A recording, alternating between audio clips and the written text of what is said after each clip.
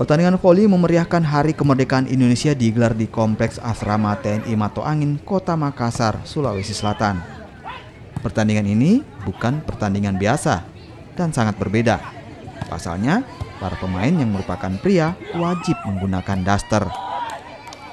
Karena menggunakan baju wanita, para pemain pun tak bisa leluasa bermain.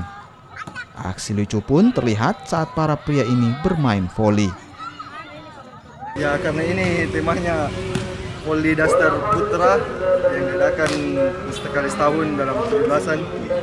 Ya, ini itu temanya daster agar seru-seruan, bukan cari ajang unjuk.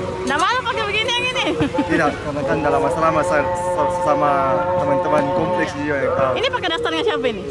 Ini daster orang rumah, mama. Kita pada saat bermain dengan menggunakan daster ini bagaimana? Apakah biasa atau susah atau seperti apa?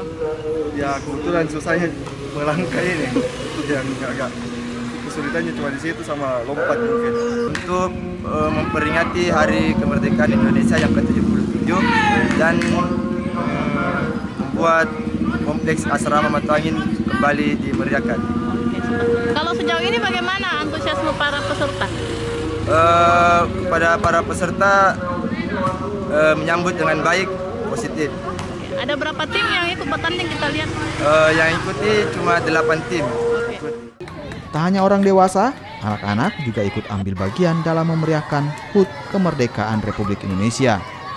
Mereka ikut bermain dengan menggelar pertandingan sepak bola. Nila Rustam, Kompas TV.